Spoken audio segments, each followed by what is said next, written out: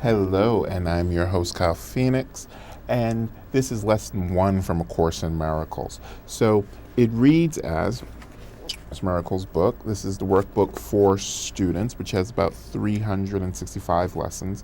Lesson 1 is nothing I see in this room, on this street, from this window, in this place means anything. Now look solely around you and practice applying this idea very specifically to whatever you see. This table does not mean anything. This chair does not mean anything. This hand does not mean anything.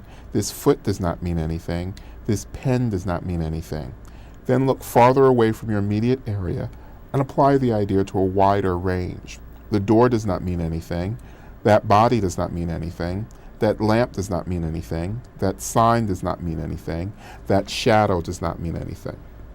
Notice that these statements are not arranged in any order and make no allowance for differences in the kinds of things to which they are applied.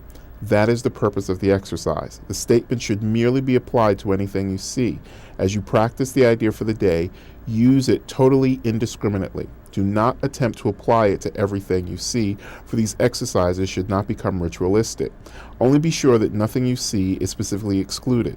One thing is like another as far as the application of the idea is concerned. Each of the first 3 lessons should not be done more than twice a day each, preferably morning and evening, nor should they be attempted for more than a minute or so, unless that entails a sense of hurry. A comfortable sense of leisure is essential. So, I've been studying A Course in Miracles for about 20 years now. And this first lesson is generally what opens you up, introduces you to where the course is going to take you. So what I want to do, because I'm going to try to make these as short as possible also for the podcast, is just a reflection on it. Nothing I see in this room, on this street, wherever you may be, means anything. What the course is doing is it is having you practice an exercise to become detached from all the things we normally attach ourselves to. So we normally attach ourselves to the things that we see, the things we can touch, the things that we feel, the things that we observe. So the first lesson is to see that as separate from the spiritual experience, from the consciousness experience which you are having. What is that thing? I do not know what that thing is.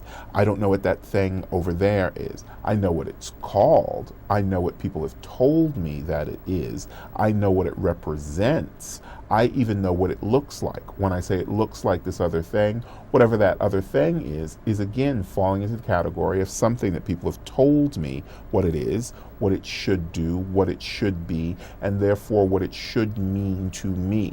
So the first lesson of nothing that I see in this room, and I'm looking at lots of different video cameras and a control board and all of those kinds of things, I know what they are because of what people have told me that they are. Doesn't necessarily mean that's what they are.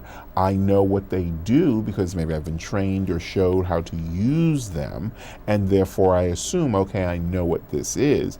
But truly, do I know what this is? Do I know what the composition down on a molecular level might actually be? There's metal in here, there's plastic in here, all these different kinds of things. There's steel, there's a little bit of iron, there's some plastics, there's a little bit of wood down over there. All of these things are different elements, all different kinds of elements. So I truly don't know. There's glass, there's fiberglass, there are all these different kinds of things. So I don't know what all of this is.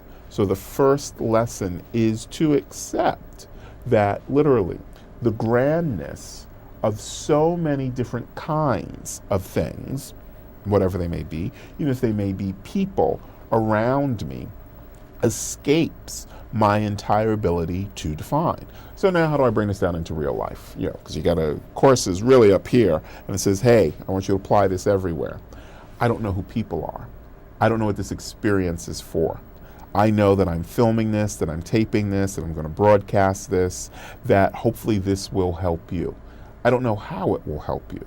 I don't know why it will help you. I do not even know what this thing, this broadcast is for you, for all of the people it touches.